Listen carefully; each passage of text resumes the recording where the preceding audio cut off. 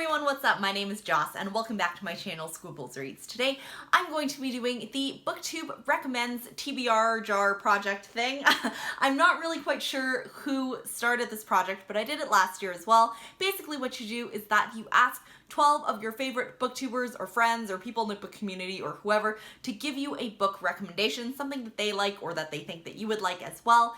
You put all of them in a jar and then you pull one out every month to put on that month's TBR. So 12 people, 12 months. This year, again, I asked 13 people just in case one of the people didn't see my message or wasn't able to or just straight up didn't want to.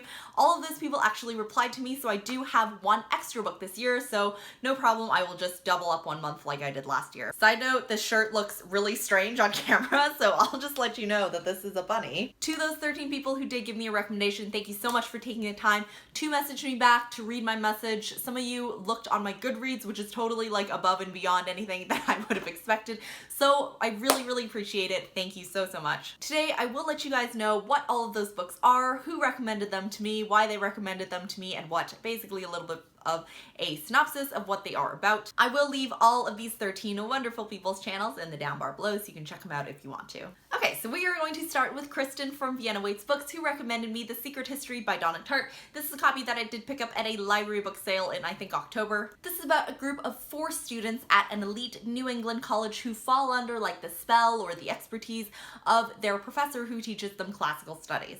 Something evil happens from there, I think. I've never read any Donna Tartt, but I've always wanted to, so looking forward to this one coming out of the jar. Brittany from Under the Radar Books recommended me Monsters by Emerald Fennell. I read the synopsis of this and I was like, dude, this is totally a Brittany book. So yeah, so this is about a woman's body that was washed up on the shore of some little quaint seaside town. There is a 12-year-old girl who becomes fascinated by this person's body and starts asking some really strange questions around town. There's also a 12-year-old boy who comes into town and he's newly there with his mom. His name is Miles, also extremely fascinated by the murder, and both of these little 12-year-olds go on and kind of explore and investigate it by themselves. Oh, they also like play games and reenact the murders. I mean, that sounds hella creepy, but I mean, I'll read it. So next up, the wonderful Lauren from Lauren and the Books recommended me Jamaica Inn by Daphne du Maurier. She originally recommended me Rebecca, also by Daphne du Maurier, and I was like, I've already read it, loved it, so she was like, here, have another Daphne du Maurier, so in came Jamaica Inn. I think this is kind of like a dark gothic tale about a place called Jamaica Inn.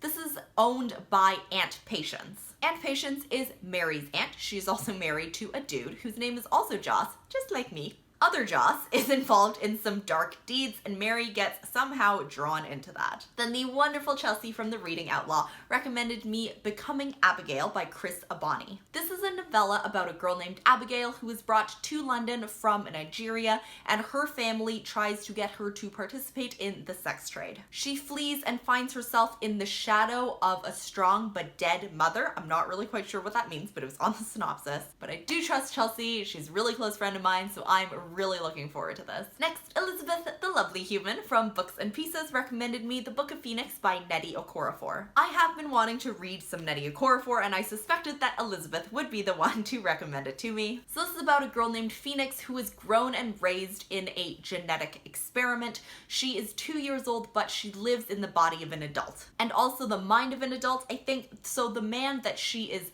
with commits suicide and he dies by suicide, and everyone won't answer her questions around his death, so she becomes really distressed and really desperate to escape Tower 7, which is where this kind of like experiment thing is taking place. So next we have a recommendation from Max from Well Done Books, who kind of inadvertently reminded me to start asking people for recommendations for this Booktube Recommends project, so thank you for that. And he recommended me Through Black Spruce by Joseph Bowden, who is a Canadian author, and fun fact, if you do not know this about me, I am originally Canadian, but I now live in the States, so I'm always really happy to support Canadian authors. So we have a pilot, Will Bird, who is a Cree man. Unfortunately, he is in a coma in a hospital in the city of Moose Factory, Ontario. He forms a bond with his niece, but there is some sort of secret and betrayal that cost Will his family. They travel from Upper Canada to Manhattan and the club scene there. I really love Canadian fiction, and I didn't think that one would be recommended to me, but I was really happy when this guy showed up. Next we have David from the Poptimus, who does the best individual reviews ever.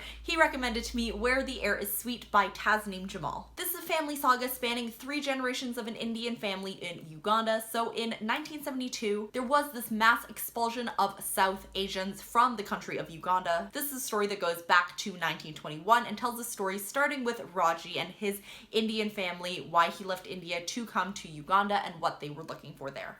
Of course, I asked Lalla from Books and Lalla, who is one of my sisters in crime, for a thriller recommendation, and she gave me Where They Found Her by Kimberly McCreight. So the body of an infant was found in the woods near a prestigious university campus. A journalist is called in to report on this case, but she lost a baby of her own in the past, and this brings up a whole lot of shit for her. She also uncovers a string of sexual assaults that dates back about 20 years. We also have Sandy, who is looking for her mother. I'm not really quite sure why. And then we also have a PTA president, Barbara, who is dealing with her young son, who is having all sorts of disturbing and strange outbursts. The story is told from alternating points of view from these 3 women. The next person who I asked for a recommendation is not a booktuber, but someone in the book community who I've really enjoyed their presence and getting to know them. This person is Naz from Read Diverse Books. He recommended me Not a Self-Help Book by Yi Shun Lai after I expressed a lot of excitement about it after he tweeted about it earlier. This is about a woman named Marty Wu, and she reads a lot of like self-help and advice type of books, and she has always wanted to open a boutique costume shop, but she also always ends up a little bit short and a little bit awkward. The story takes her into New York and also to her family in Taiwan. She is kind of an overbearing mother who expects impossible and grand things from her. She also has like a well-achieving brother who has achieved all of these things and sets these really high expectations for her mother, which she doesn't always live up to. I always really like reading about other Asian American women's experiences because that is what I identify as well. So definitely looking forward to this one coming out of the jar. Next, Adriana from Perpetual Pages recommended me A Tale for the Time Being by Ruth Ozeki. She is a Japanese-American author, so in this book we meet Nao, who is a 16-year-old girl named Tokyo. Unfortunately, she is really sad, really lonely because she's being bullied by her classmates at school. She really wants to do something drastic, but before she does, she decides to document the life of her great-grandmother, who was a Buddhist nun. Then we meet a woman named Ruth across the Pacific Ocean. I don't know if that has anything to do with Ruth Ozeki, who's the author, but Ruth finds this lunchbox. It's a Hello Kitty lunchbox that is washed up ashore one day, and it has a whole bunch of artifacts in it, and somehow these artifacts link her to Nao back in Tokyo. The next person is also not a booktuber, but again, someone that I've really enjoyed getting to know, that I really appreciate in the community. This person is Kendra, and her Twitter handle is KD Winchester with some underscores in it. I will leave her link again down below. She's amazing and her taste in books is totally A+. She recommended me Salvage the Bones by Jesmyn Ward, who is an African-American author. This book is about a growing hurricane which is threatening a little coastal town in Mississippi. We have a girl named Esh who has 3 brothers. Esh is 14, she's also pregnant, and she's trying to gather food to save for when the hurricane comes. Her father drinks a lot, has some problems with alcohol. The book takes place over 12 days. So yeah, I think this one sounds totally heartbreaking. Really interesting, really deep, really good stuff. 2 more books. Book number 12 is Juliet Takes a Breath by Gabby Rivera. This was recommended to me by Mel from Books with Wings, who I absolutely love. This is about Juliet, who is Puerto Rican, and she also identifies as a lesbian. She just came out to her mom, who is not really accepting of it and doesn't really want to speak to her ever again. Juliet leaves the Bronx and is moving to Portland, Oregon. This is a coming-of-age novel that I've wanted to read for so long, so thank you, Mel. Last but certainly not least, another sister in crime, the lovely Leanne from Literary Diversions. She recommended me Eve Greene by Susan Fletcher. And she said, and I quote, that this book is kind of like Marmite. I did not know what Marmite was, and then Leanne described it to me, and I'm still not quite sure that I know what Marmite is. But this is about a woman named Eve Greene who is pregnant with her first child. Her mom passed away when she was 8, and she is sent to rural Wales to live with her grandparents. She finds friendship with a farmhand and another boy who has a disability. A local girl disappears, and one of these friends comes under suspicion, and she is trying her best to protect this friend of hers. Okay, so that is all the books that are going into my TBR jar. Let me just grab my jar. It's more of a mug right now. This is the mug that I got in my quarterly box. So yeah, this is the mug. Let me pull out 2 that I will be reading for January. I'm choosing to do 2 in January because I am going on vacation. I'm going to be bringing a ton of books, putting a ton of books on my Kindle app. So yeah, I'm gonna pull 2, read them soon. Okay, so I have 2 right here. The first one is Where They Found Her, which is the thriller that was recommended to me by Lalla. The second one is The Secret History, which was recommended to me by Kristin. So both of these are going on the January TBR. They will be coming with me on vacation. Thank you so much for watching. If you guys have read any of these books, if you want to do the Booktube Recommends project, do let me know down in the comments below. Thank you for watching. I will see you in the next video. Bye!